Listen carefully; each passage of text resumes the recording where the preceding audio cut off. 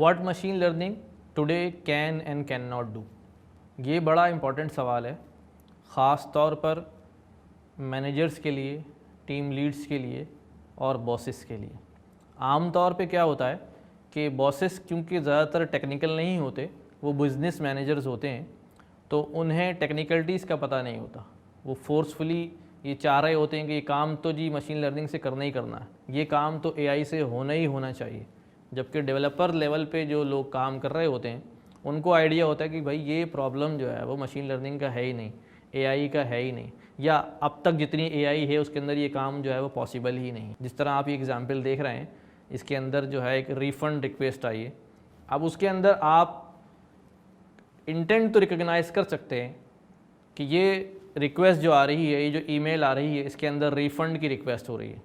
लेकिन अब अगर बॉस बज़िद हों कि नहीं एक ऐसा सिस्टम बनाया जाए कि वो सिस्टम जो है वो ऑटोमेटिकली 3-4 लाइनों का, 5 लाइनों का या एक पैराग्राफ का जवाब भी जो है ना उस ईमेल को खुद ही दे दे, तो ऐसा अभी मुमकिन नहीं है। इंटेंट निकाला जा सकता है, सिंगल वर्ड से जो है ना वो कैच किया जा सकता है, लेकिन फुल फ्लैश आंसर जो है वो ईमेल का नहीं प्रोवाइड किया जा सकता।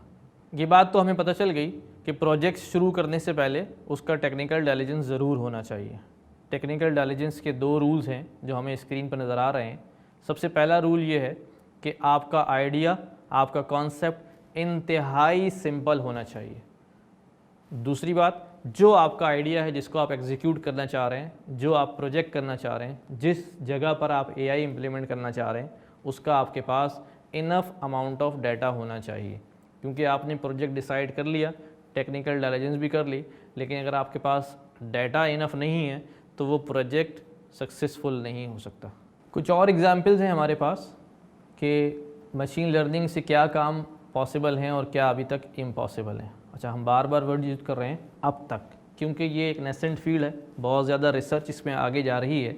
तो मुमकिन है जो काम आज की डेट तक मशीन लर्निंग नहीं कर पा रही, शायद वो कल कर ले, शायद वो 1 साल बाद पॉसिबल हो जाए, शायद वो 10 साल बाद पॉसिबल हो जाए। क्योंकि जो काम आज हो रहे हैं वो आज से 10 साल पहले हमें लगता था कि हो ही नहीं सकते, लेकिन वो आज हो रहे हैं। तो आज जो काम इम्पॉसिबल हैं, मुमकिन है कि वो काम आने वाले दिनों में पॉसिबल हो जाए। जिस तरह एक पॉसिबिलिटी यहाँ डिस्कस कर रहे हैं हम कि सेल्फ ड्राइविंग कार, ये सारे पॉसिबल काम है कि इनपुट आता है सेंसर्स के थ्रू, लिडार्स के थ्रू, रेडार्स के थ्रू, और कार्स की जो है पोजीशन डिटेक्ट होती है, ये पॉसिबल है। लेकिन ट्रैफिक सार्जेंट के गेस्चर्स या कंस्ट्रक्शन में काम करने वाले लेबर्स के गेस्चर्स, ये सेम किस्म के होते हैं। या लोग जो है ना मुख्तलिफ गेस्चर दे रहे होते हैं, रुकने का इशारा कर रहे होते हैं, जाने का इशारा कर रहे होते हैं, इसमें मल्टीपल तरह के गेस्चर्स आते हैं। तो इसके अंदर तो बहुत ही ज़्यादा वैरायटी ऑफ डाटा जो है वो रिक्वायर्ड होगा, और इसलिए अब तक गेस्चर्स के ऊपर जो है वो काम बहुत ज़्यादा अच्छा रिजल्ट्स के साथ नहीं आया है। तो हम ये कह सकते हैं कि अभी गेस्चर्स पे काम जो है वो मशीन लर्निंग नहीं कर पा रही है। उसके बाद critical applications requires good accuracy. Accuracy का बड़ा अमल दखल है कि आप बहुत सारे काम कर सकते हैं जिसके अंदर एक्यूरेसी अगर आपकी 90%, 95% एक्यूरेसी आ रही है वो एक्सेप्टेबल है, ठीक है जी, इतनी आएगी, डाटा ऐसा है, सारी चीज़ें ऐसी हैं। लेकिन जो सेंसिटिव किस्म की एप्लीकेशंस हैं जिनका ताल्लुक हेल्थ से है, डिजीज़ से है, उसके अंदर प्रिसाइजमेंट बहुत ज़रूरी है। मिज़ाइल फायर होना है, बहुत ज़्यादा प्रिसाइज काम होता है। जहाज़ फ्लाई होना है, बहुत ज़्यादा प्रिसाइज काम है। अब फॉर एग्ज़ाम्पल के तौर पे एक समझाने की कोशिश करता हूँ कि एक जहाज़ के इंजन के बारे में प्रेडिक्ट कर रहे हैं आप, और आपका सिस्टम कह रहा है कि भाई 99.99% चांस है कि जहाज़ लाहौर से इस्लामाबाद जो है वो आराम से चला जाएगा, कराची से इस्लामाबाद आराम से चला जाएगा। लेकिन 0.1% या 1% चांस है कि इंजन फेल भी हो सकता है। अब अगर आप ये चीज़ लेके कस्टमर्स के पास जाएंगे तो आपका क्या ख्याल है, कोई उस जहाज़ के अंदर सवार हो सकेगा कि अगर 1% चांस है इंजन फेल होने का?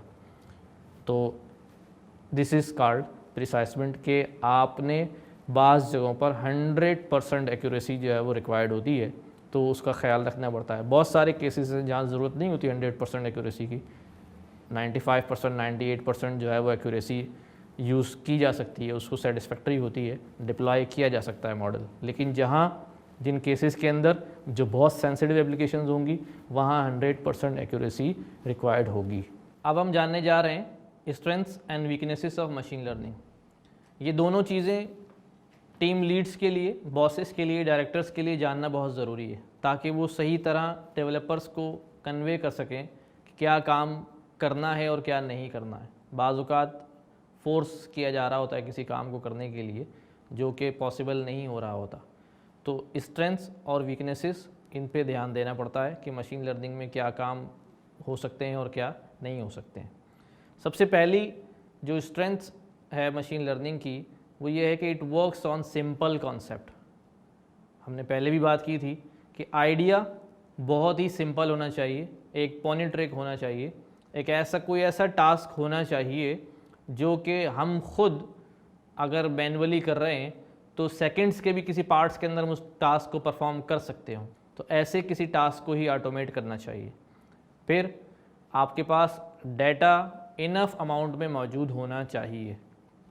लेकिन मशीन लर्निंग कब काम नहीं करती है, ज़ाहिर है सिंपल कॉन्सेप्ट है तो काम करेगी, कॉम्प्लेक्स कॉन्सेप्ट होगा तो मशीन लर्निंग काम नहीं करती है। कॉम्प्लेक्स कॉन्सेप्ट को समझने के लिए हम एक एग्ज़ाम्पल ले लेते हैं। लाइक क्लासिफिकेशन करानी है या आइडेंटिफिकेशन करानी है कैट्स एंड डॉग्स की, या सिर्फ कैट्स को आइडेंटिफाई कराना है। तो हमने प्रीवियस डेटा में आपको याद होगा कि हमने जो लेबलिंग की थी वो कैट की थी और नॉट अ कैट की थी। तो ये सिंपल आइडिया था कि कैट होगा तो ठीक है, या से नहीं होगा तो कैट नहीं है, लेकिन जो है वो नहीं बताना कि ये कैट नहीं है तो क्या है। इस तरह मल्टीपल एनिमल्स हो सकते हैं, तो वो सारे के सारे जानवर जो हैं वो आपको क्लासिफाई करना मुश्किल हो जाता है। जबकि एज अ सिंपल कॉन्सेप्ट क्या होगा कि भाई ये जो आपको पिक्चर नज़र आ रही है एनिमल की, ये कैट है या नहीं है। इसी तरह से एक्सरे इमेजेस हैं कि एक मशीन लर्निंग मॉडल एक ख़ास क्वालिटी की एक्सरे इमेजेस पर ट्रेन हुआ, एक ख़ास शेप में, एक ख़ास डायमेंशन में उसको एक्सरे इमेजेस फीड की गई। अब लेकिन वो आप किसी और जगह डिप्लॉय हो जाता है मॉडल, और वहाँ जो जिस शख्स ने इमेजेस ली हैं अब वो टेस्ट करना चाह रहा है उनको, वो इमेजेस उस क्वालिटी की नहीं है, उस डायमेंशन की नहीं है, तो मशीन लर्निंग के जो रिज़ल्ट्स आएंगे वो इतने बेहतरीन नहीं होंगे जितने के पहले थे।